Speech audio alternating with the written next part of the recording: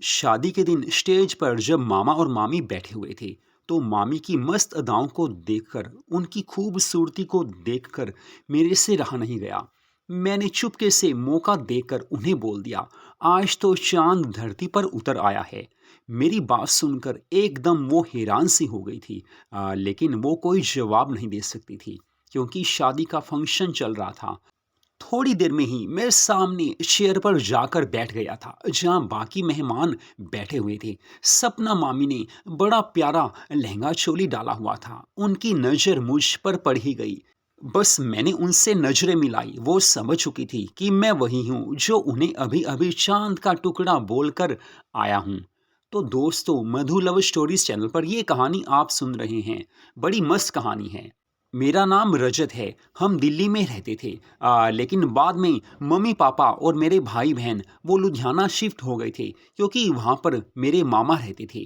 तो वहाँ पर उनके घर के साथ ही हमने एक नया घर ले लिया था। लेकिन मेरी जॉब दिल्ली में थी, इसलिए मैं दिल्ली में ही रहता था। मम्मा का एक बार फ़ोन आया कि बस मामा के लिए रिश्ता देखा है, तुझे आना होगा। मैंने कहा, अरे यार मम्मा, मामा की शादी होनी है तब आऊँगा ना। रिश्ता उन्होंने देखना है, लड़की उन्होंने देखनी है, तो मेरा वहाँ पर क्या काम। तो मम्मा कहने लगे कि बस तू बैठ वहीं पर, तू तो कभी रिश्तेदारी में आ जाकर राजी ही नहीं है। मैंने कहा, मम्मा जब शादी वाली बात आएगी तो ज़रूर आऊँगा। तो उसके बाद मैं अपनी जॉब में पूरी तरह से मस्त हो चुका था, क्योंकि कॉलेज के बाद मुझे एकदम नौकरी मिल गई थी। बस कुछ दिनों के बाद मम्मा का फिर से फ़ोन आ गया। वो कहने लगी कि बस संडे को मामा की शादी है, अब तुझे आना ही होगा, अब कोई बहाना मत लगाना। मैंने कहा, अब तो ज़रूर आऊँगा। वैसे भी 3-4 दिन की छुट्टियाँ मुझे मिल सकती थी। तो संडे की शादी थी, लेकिन मैं शनिवार को ही घर आ गया था। देखा कि सारा घर सजा हुआ है। वैसे भी मामा और हम आस-पास में रहते थे। दोनों के घर की दीवारें भी मिलती थी। तो अगला दिन शादी वाला था, जब बारात जानी थी। मैंने मामा से कहा कि मामा बस आपकी तो मस्ती है। वो कहने लगे, अरे रजत, मस्ती तेरी भी होगी, जब तेरी शादी होगी ना तेरी भी मस्ती होगी।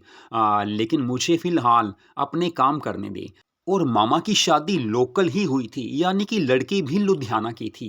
वैसे कहते हैं कि पंजाब की लड़कियां बड़ी प्यारी होती हैं, बड़ी मस्त होती हैं। बात भी सही है। उसके बाद शाम को बारात वहां पर चली गई थी, जहां पर होटल में सारा अरेंजमेंट था। मुझे तो यही था कि जैसे मामा कोई ज़्यादा सुंदर नहीं है, मामी भी वैसी होगी, क्योंकि अभी तक मैंने मामी की कोई भी पिक नहीं देखी थी। तो बस उस होटल में बारात जा चुकी थी, जहाँ पर सारा अरेंजमेंट किया गया था।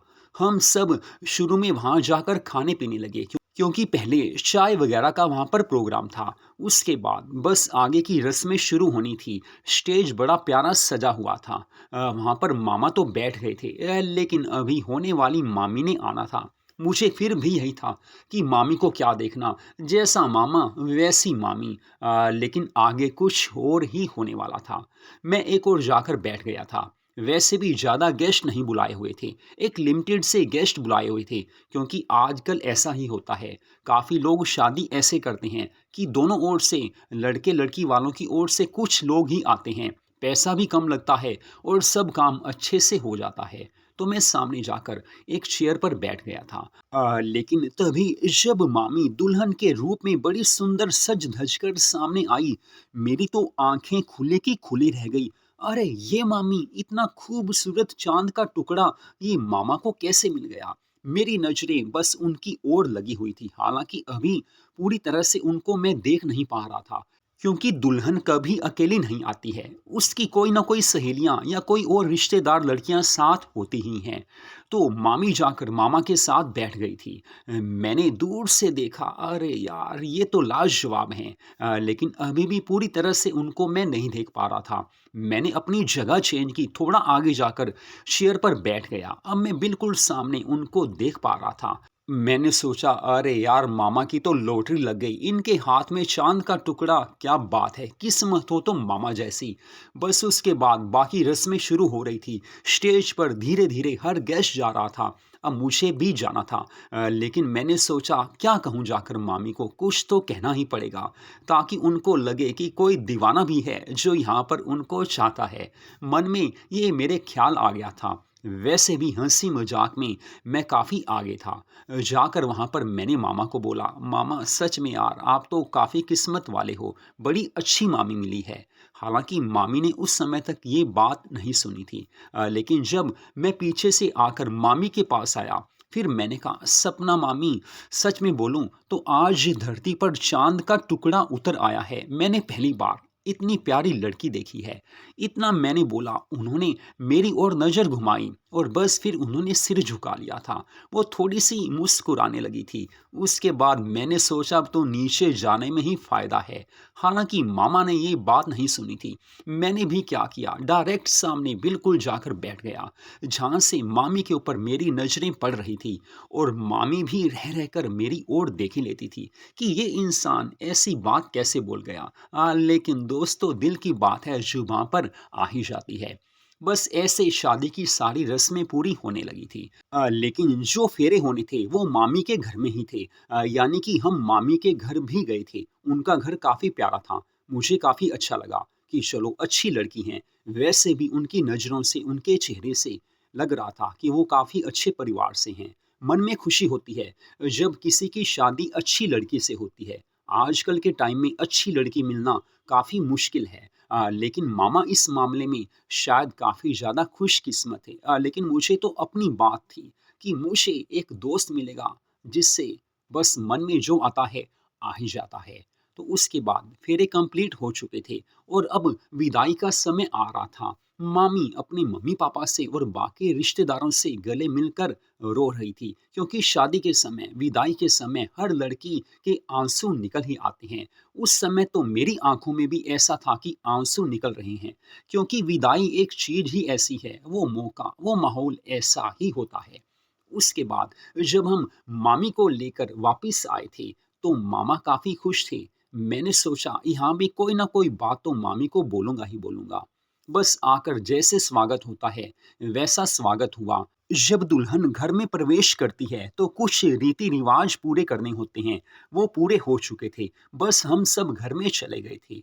वैसे काफ़ी लोग तो ऐसे थे, जो शादी के बाद वहीं से वापस हो लिए थे। क्योंकि मैंने आपको बताया कि मेहमान हमने काफ़ी कम ही बुलाए थे। तो बस जब घर में मैं आया, तो मैं मौका देख रहा था कि मामी को क्या बोलूँ, कब बोलूँ? लेकिन बोलना ज़रूर था। चाँद का टुकड़ा जब धरती पर आया है, तो कुछ न कुछ तो बात करनी ही चाहिए। अब भी मामी की नज़रें मेरी ओर घूम फिर कर आ ही जाती थी।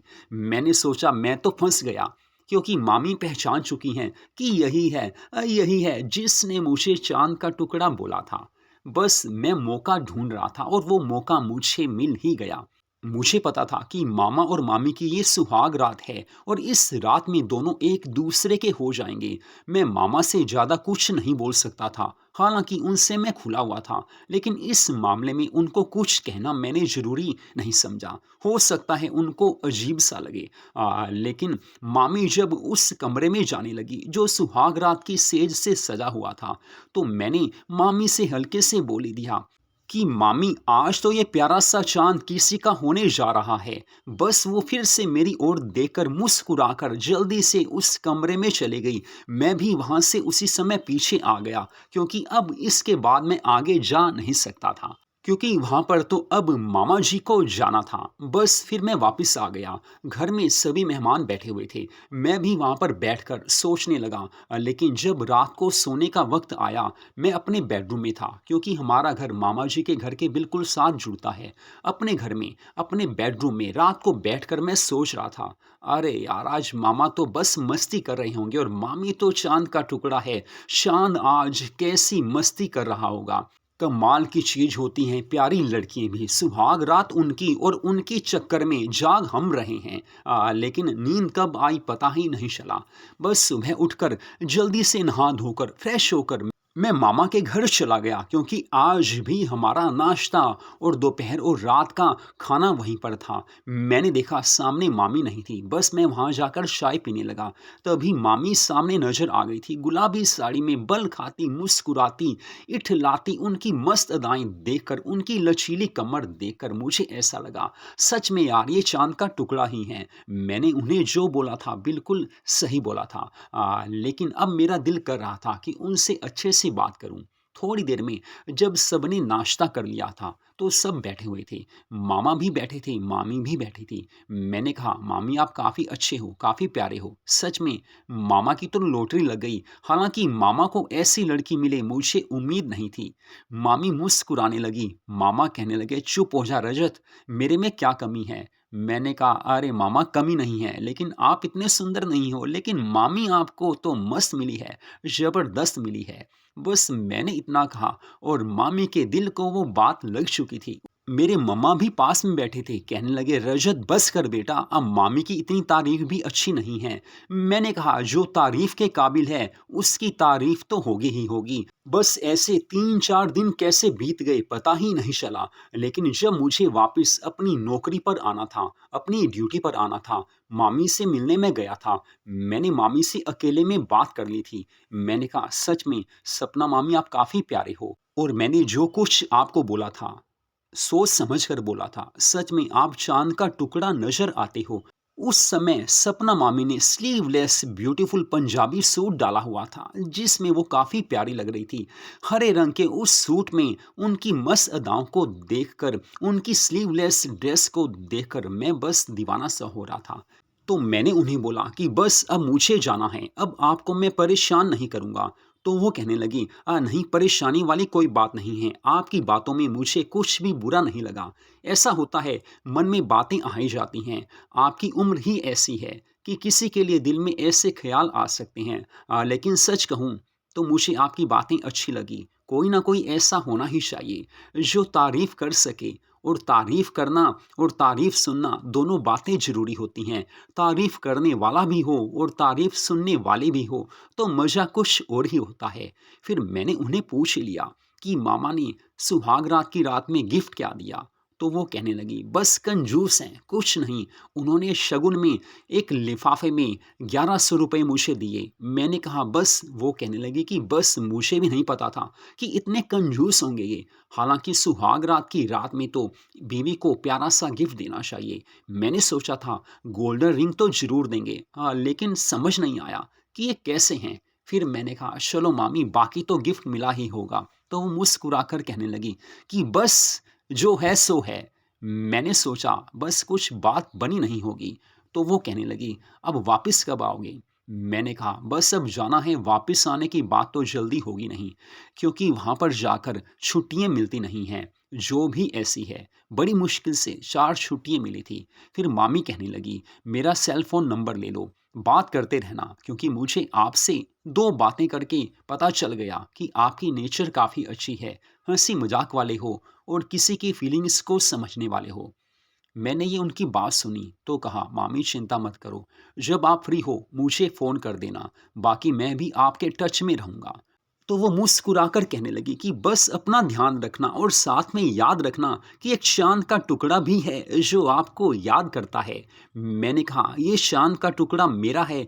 तो वो कहने लगी कि बस यार, बात होगी तो बाद में देखेंगे। उसके बाद मैं घर आ गया था। वहाँ से मैं अपनी जॉब के लिए चल पड़ा था। दिल्ली आकर मैं अपनी ड्यूटी में लग गया, लेकिन मुझे उस समय ये ध्यान भी नहीं रहा कि मामी से मैं क्या प्रॉमिस करके आया हूँ। 4-5 दिन बीत गए थे। हालाँकि मुझे याद भी नहीं था कि मामी को फ़ोन करना है, क्योंकि काम काफ़ी ज़्यादा था और मेरा 4 दिन का काम रुका हुआ था। ऑफ़िस वर्क करते हुए ध्यान रहा ही नहीं। बस रात को 10 साढ़े 10 बजे मैं सोने लगा था कि तभी एक फ़ोन आया। वो मैंने देखा, सामने मामी का नाम लिखा है, सपना मामी। बस जैसे ही मैंने फ़ोन उठाया, वो कहने लगी, बस बेटा, चाँद का टुकड़ा सब कुछ हवा हो गया। मैंने कहा, अरे नहीं यार मामी, चाँद का टुकड़ा तो अब भी मेरा ही है, लेकिन क्या करूँ, काम में बिज़ी था। मामा कहाँ हैं? तो वो कहने लगी कि तुम्हारे मामा तो 3-4 दिन के लिए बाहर गए हैं, बस अपनी कंपनी के काम से बाहर उन्हें जाना पड़ा। मैंने बोला था कि यार शादी के बाद इतनी जल्दी बाहर नहीं जाते।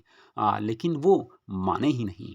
फिर मैंने बोला, और मामी कैसे चल रहा है? सज संवर कर बैठी होंगी। वो कहने लगी कि बस शादी के बाद तो सजना संवरना ही पड़ता है।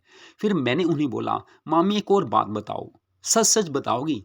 तो वो कहने लगी, पूछो यार, सच ही बताऊंगी, मुझे झूठ बोलकर क्या मिलेगा? मैंने कहा कि मैंने सुना है कि जो जितना ज्यादा सजती है उतना ज्यादा बचती है। तो मामी कहने लगी, तू भी ना बस। मैंने कहा, प्लीज यार बताओ। तो वो कहने लगी, ये बात तो सही है कि जो जितना ज्यादा सजती है उतना ज्यादा बचती है, लेकिन बजाने वाला भी तो सही होना चाहिए। मैंने कहा, ये बात तो है, मतलब आपको सही कोई? वो कहने लगी कि नहीं यार, ऐसा कुछ नहीं है, जो सोचा था वैसा परिवार तो मिल गया है, लेकिन ये वैसे नहीं है। फिर मैं उनसे बातें करता रहा। उन्होंने बताया कि कॉलेज टाइम में डांस कंपटीशन में हमेशा वो नंबर वन आती थी। पार्लर का सारा काम उन्होंने सीखा हुआ है, और वैसे भी वो काफ़ी ज़्यादा एक्टिव रहती हैं। काफ़ी कुछ उन्होंने सीखा हुआ है। वो बताने लगी कि मुझे पार्लर का काम करना था, लेकिन ये मान नहीं रही। मैंने बोला कि पैसा आजकल ज़रूरी है। वैसे ही कंजूस हैं, कुछ भी कहो तो बस मना कर देते हैं।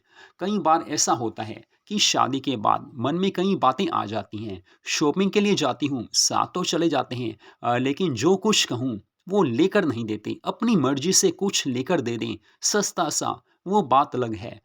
लेकिन बस यार, ज़िंदगी ऐसे ही चल रही है, फिर भी खुश हूँ। अब मामी सीरियस होकर एक बात कहने लगी कि देखो, असल में बात यह है कि मैं एक छोटे से परिवार से हूँ। कोई ज़्यादा हम अमीर नहीं हैं। घर में मम्मा पापा हैं, भाई बहन हैं। मेरी शादी सबसे पहले हुई है, और शादी पर काफ़ी खर्च किया है। इस कारण मैंने ज़्यादा सपने कभी लिए ही नहीं। ज़्यादा अमीर हो तो सपने ले सकते हैं, लेकिन हम खुद ही ज़्यादा अमीर नहीं हैं, तो क्या किया जा सकता है? बस मुझे एक सेल फ़ोन लेना था, वो भी इनको बोला तो कहने लगे बाद में दिला दूँगा। असल में मेरा सेल फ़ोन काफ़ी पुराना हो चुका है। मैंने तो सोचा था कि शादी पर ये गिफ्ट करेंगे, क्योंकि ऐसा होता है कि जो लड़के होते हैं अपनी वाइफ़ को शादी के दिन या सुहाग रात के समय सेल फ़ोन गिफ्ट ज़रूर करते हैं। करने वाले तो वैसे भी कर देते हैं। तो मैंने कहा, मामी ये तो मामा को गिफ्ट करना चाहिए था। फिर मैंने उन्हें बोला, आप इस नंबर पर पेटीएम चलाते हो? तो वो कहने लगी कि हाँ, पेटीएम तो चलता है, क्योंकि कई बार घर में पार्लर का काम करते हुए पेटीएम लोग कर ही देते थे। घर से थोड़ा बहुत काम कर लेती थी। तो मैंने कहा, बस थोड़ा सा वेट करो। मैंने उसी समय उनके अकाउंट में 20,000 रुपीज़ डाल दिए थे। मैंने उन्हें बोला कि आपके अकाउंट में देखो क्या आया है। उन्होंने मैसेज देखा और कहने लगी, अरे यार, ये क्या किया? मैंने कहा, क्यों, आप मेरी मामी नहीं हो, मेरी दोस्त नहीं हो? क्या आपके दिल में मेरे लिए प्यार नहीं है? वो कहने लगी कि देखो, वो बात तो सही है, प्यार करती हूँ तभी तो आपको फ़ोन किया है। आपसे अपनापन है, फीलिंग्स ऐसी हैं जो शेयर की जा सकती हैं केवल आपसे। बस, लेकिन ये अच्छी बात नहीं है कि आपने 20,000 रुपीज़ मुझे दिए हैं। मैंने कहा, अरे यार, मैंने आपको नहीं दिए, ये तो शांत के टुकड़े को दिए हैं, जो अपना सेल फ़ोन कल लेकर आएगा। तो वो कहने लगी, थैंक्स यार। बस उसके बाद हम दोनों में फिर भी 1 घंटा बातें होती रही। हम हर रोज़ बात करते थे, और मुझे अच्छा लगता था। मामी से प्यार सा हो गया था, और वो भी मुझे पूरा प्यार देती थी। वीडियो कॉल पर वो मुझे पूरी खुशी देती थी। और वैसे भी ज़िंदगी ऐसी ही होनी चाहिए। कोई दोस्त हो, प्यारा हो, तो बात अलग ही होती है। बस उसके बाद मैंने कोशिश करके 10 दिनों की छुट्टियाँ ले ली थी। मामी को मैंने कहा कि बस कल आ रहा हूँ। तो वो कहने लगी कि क्या बात है, तेरे मामा वैसे भी यहाँ नहीं हैं। घर के बाकी सब लोग भी शादी में गए हुए हैं। बस तुम्हारी मम्मा हैं उधर, और तुम्हारे पापा हैं, बाकी यहाँ कोई भी नहीं है। मैंने कहा, चलो मुझे तो आना है। वो कहने लगे कि अच्छी बात है, घर में कोई नहीं है, इसी बहाने मिल ही लेंगे। मैंने कहा, मामी यार, यू आर सो स्वीट। वो कहने लगी कि बस यार, जब तुम प्यार करते हो तो हमारा भी तो फर्ज बनता है कि आपको प्यार दें। बस अगले दिन सुबह मैं निकल आया था। दोपहर को घर पहुंचा तो मम्मा पापा काफ़ी खुश हो गए थे। मैंने वहाँ खाना खाया, उसके बाद सीधा मैं मामी के घर चला गया था। मामी सामने ब्यूटीफुल जीन्स टॉप में थी, मस्ती भरी उनकी अदाएं। मैंने उन्हें देखा तो कहा, अरे यार, आप तो टोटा लग रहे हो। वो कहने लगी कि टोटा क्या होता है? मैंने कहा ऐसा तो हो नहीं सकता जनाब, आपको ना पता हो। पंजाबी में आप जानते ही होंगे कि जो मस्त लड़की हो उसे टोटा कहते हैं। फिर वो कहने लगी उसे तो मस्त माल भी कहते हैं। मैंने कहा मतलब आप समझती हो? तो वो मुस्कुराती हुई कहने लगी अरे यार, ये भाषाएँ हमने सीख-सीख कर छोड़ दी हैं। बस मैंने उन्हें गले से लगा लिया था। उन्हें भी काफ़ी अच्छा लगा, उन्होंने पूरा प्यार किया था। उसके बाद हम दोनों बैठकर बातें करने लगे। फिर मैंने उन्हें बोला कि मामा कहीं घुमाने लेकर जाते हैं या नहीं? वो कहने लगी कि तुम्हें लगता है कि तुम्हारे मामा कहीं लेकर जाएँगे? यहाँ तो घर में बैठे मेरी छोटी-मोटी डिमांड पूरी कर दें वही काफ़ी है। फिर मैंने कहा मामी ऐसा नहीं है, मैं आपको सारा घुमाऊँगा। सारा शहर आपको घुमाऊँगा, मूवी दिखाने लेकर जाऊँगा, होटल में खाना खाएँगे। वो कहने लगी कि बस यार बस कर, ऐसा ना हो कि तू बोलता रहे और बाद में जा ना सके। मैंने कहा अरे यार पक्का लेकर जाऊँगा, जब प्यार किया है तो निभाएँगे ही निभाएँगे। बस रात को चलते हैं। वो कहने लगी कि बैठो तो सही। बस उनके पास मैं बैठ गया था और जब बैठते हैं तो प्यार होने ही लगता है। मम्मा-पापा तो वैसे भी उधर थे, इधर कोई था नहीं, अच्छे से हुआ। तो उसके बाद रात को उनको लेकर मैं होटल में गया था। मम्मा-पापा को मैंने बोल दिया था कि मामी को होटल में खाने के लिए लेकर जा रहा हूँ। तो मम्मी-पापा भी कहने लगे, "हाँ, लेकर जाना चाहिए। वैसे भी तेरे मामा तो इसकी केयर करते ही नहीं हैं।" बस रात को हम 12 बजे वापस आए थे। तो उसके बाद मैं आकर अपने कमरे में सो गया था। मामी भी अपने घर जाकर सोने लगी थी। लेकिन तभी आधी रात में क्या हुआ, मामी का फ़ोन आया। वो कहने लगी, यार थोड़ा-सा डर सा लग रहा है। आप ऊपर वाला डोर खोलो, मैं आपके पास आती हूँ। यहाँ थोड़ा अच्छा नहीं लग रहा है। वैसे भी हमारे घर की छत भी मिलती थी और एक डोर भी था, जहाँ से हम आ जा सकते थे। तो मैं जल्दी-जल्दी छत पर चला गया, दरवाज़ा खोला, मामी आ गई थी। फिर हम दोनों बेडरूम में आ गए थे। फिर वो कहने लगी कि बस कभी अकेली रही नहीं हूँ, आदत भी नहीं है। तो मैंने उन्हें कहा, "कोई बात नहीं मामी, आप यहीं सो जाओ। वैसे भी मम्मी-पापा तो नीचे हैं और मेरा कमरा वैसे भी ऊपर था।" तो मैं उनसे बातें करता रहा। वो काफ़ी प्यारी लग रही थी। इस समय उन्होंने नाइटी डाली हुई थी। मैंने पूछा, "आप डेली नाइटी डालकर सोते हो?" तो वो कहने लगी कि, "हाँ, नाइटी ही डालती हूँ।" फिर मैंने उन्हें बोला, "वही बात याद आई आपको जो मैंने पहले पूछी थी?" वो कहने लगी कि, "कौन-सी बात पूछी थी? बताओ तो सही यार।" मैंने कहा, "वही बात।" वो कहने लगी कि, "अरे यार! प्लीज़ बोलो ना कौन-सी बात? प्लीज़ मेरे को बोलो जल्दी।" मैंने कहा, "मामी वही बात जो जितना ज़्यादा सजती है, उतना ज़्यादा बजती है।" फिर वो मुस्कुराती हुई कहने लगी कि हाँ, वो बात तो सही है। मैंने आपको पहले ही बोला था रजत जी। मैंने कहा तो आप तो सजी हुई हैं, बस बजना भी तो ज़रूरी है। वो कहने लगी कि हम तो आपको मना कर नहीं सकते, आप प्यार जो करते हो, बस फिर ये तो होना ही था। प्यार के बिना ज़िंदगी अधूरी-सी लगती है, लेकिन हम दोनों को प्यार मिला था एक-दूसरे का, दोस्ती ऐसी कि बस इसके बिना रहा ना जाए। जितने दिन मैं वहाँ रहा, उन्होंने मुझे पूरा प्यार किया था, मैंने भी उन्हें खुश रखा था। अब भी हम मिलते हैं, वैसे कोशिश मैं यही कर रहा हूँ कि जल्दी से मेरी जॉब वहाँ पर कहीं मिल जाए। ट्राई यही कर रहा हूँ कि लुधियाना में ही मेरी जॉब मिल जाए, वहाँ पर मिल भी जाएगी, मुझे पता है। क्योंकि मेरी एजुकेशन ही ऐसी थी, मेरी स्टडी ही ऐसी थी कि जॉब जल्दी मिल गई थी। अब भी जॉब वहाँ पर मिल जानी थी, लेकिन मामी मुझे पूरा खुश रखती थी, मैं भी उनकी पूरी केयर करता था। तो मधु लव स्टोरीज चैनल पर इस कहानी को आपने सुना। ऐसी प्यार भरी मस्ती भरी कहानियों को सुनने के लिए हमारे चैनल को सब्सक्राइब जरूर कीजिए। हमारे चैनल पर आपको इतनी ज़्यादा कहानियाँ मिलेंगी, आप किसी भी कहानी को सुने, किसी भी समय सुने, पूरी मस्ती मिलेगी। सभी कहानियों को एक एक करके जरूर सुने। एक से बढ़कर एक कहानियाँ आपको हमारे चैनल पर मिलेंगी, जो आपके दिल को छू जाएंगी और आपको पूरी मस्ती, पूरा मनोरंजन मिलेगा।